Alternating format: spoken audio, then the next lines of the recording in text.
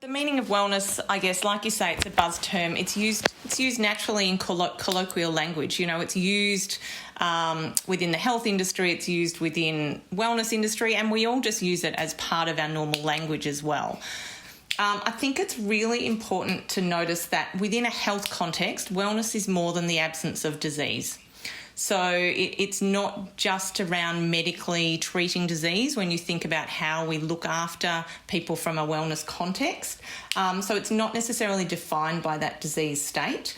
And when you look at any definition of wellness, then it's quite multidimensional. It really will look at more than the physical state. It will also include things like our mental state, our emotional state, our social state. For some people, our spiritual state is very much part of wellness for us. And it's really important, I guess, to understand that wellness is quite an individual and personal experience and place, and that you can be, in many ways, the way we think about wellness in cancer care is to be as well as you can while either living with cancer or post-cancer, and to live with the best quality of life that you can through that time. So obviously, if you look up definitions of wellness, then they might say being well and being fit and healthy and things like that. But I think in many ways our focus in cancer care is on quality of life and living the life that has meaning for you.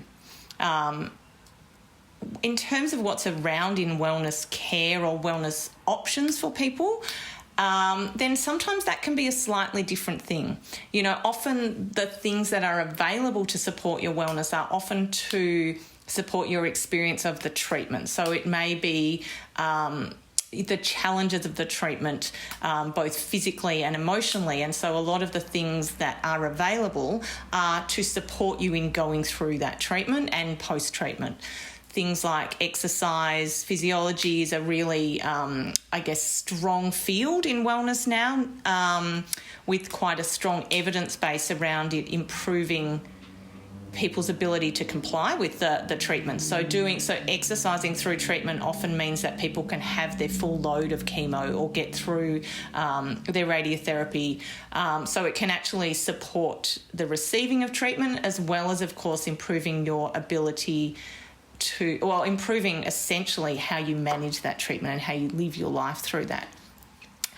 So things like exercise, obviously, are just a mainstream part of health, but they also can have really significant importance in your wellness through cancer. But of course, there's also, I think probably the biggest and most important thing that wellness offers is that real ability to look at self-care and look at how to be kind to yourself and how to support you and your family and friends through this incredibly challenging treatment and this incredibly challenging time. It's almost an assault on our idea of ourselves that something can be going on inside us that we can't. That we don't know or don't see. And so how do we take care of ourselves with that? There are services around yoga, there's things like mindfulness, there's art therapy, there's music therapy, there's going for a walk in nature. So what people choose to participate in is often very individual and is actually around what will help them the most. So it's not a one-size-fits-all answer. So there are stages of evidence and levels of evidence. Anyone who's worked in any scientific field knows that there's different levels of evidence. There's lots of different activities that occur within wellness, as I said before, that you study rather than necessarily wellness activities as a whole. So there are certainly areas that have stronger evidence than others. And again, we have to look at what the evidence is saying in terms of what we use something for. So if we're considering a wellness activity as something to support someone in their experience of going through this treatment and offer them support, then that needs to be what we look at the evidence for. Did it improve their emotional well-being? Did it improve what people call their self-efficacy, which is that sense of taking control over what we can control in our lives? Did it improve their quality of life? So it's a really when we say, does it have evidence? Absolutely, there is evidence behind wellness activities. Do wellness activities cure cancer?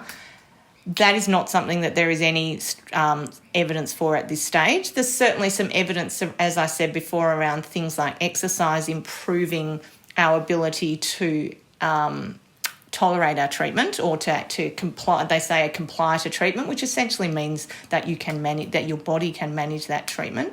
So there's certainly some links there. But you would not find a wellness centre that is associated with a strong evidence base saying that wellness activities should be done instead of medical treatment. Again, so I think it's really important for all consumers of cancer treatment, so anyone who has cancer, and if you're looking up wellness treatments, then to really have an eye to notice whether that person is saying that you should do that treatment without doing conventional treatment. If they are very unlikely to have a strong evidence base. They are very likely to, I guess, be not promoting something that has a strong evidence base, because there is no treatment out there that works instead of medical treatment effectively. It's more complements medical treatment and supports the medical treatment of cancer. And when you think about being kind to yourself, I think that's not a simple thing. It's not about going, right, I have a desire for a chocolate biscuit, therefore it's kind to myself to have one. It might be, but it's a bigger thing. Being kind to yourself might be going, okay, actually I can't do exercise when I have pain, and it's unreasonable to expect myself to. But how do I rebuild that in? Because I know it's going to be better for me in the long run to build that in as I can. So I might do it through chemo but not through radiotherapy, or I might do it pre-surgery as much as I can to improve my outcomes post-surgery.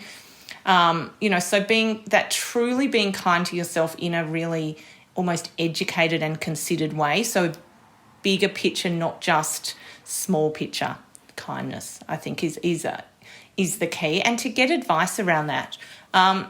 But also to trust yourself. In many ways, trusting yourself. You know yourself best, and you might get a dietitian or an exercise physiologist who says something that is true in a population health, but might not actually match your circumstance at that moment.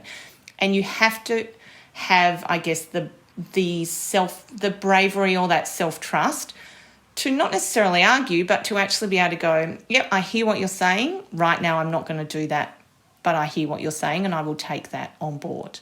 Look, I think it's worth saying that cancer treatment has probably brought wellness terminology into health more than other chronic disease treatment, and it's probably leading the way in that. But I don't think that wellness just sits in a cancer world. I think it sits in general health and many chronic diseases.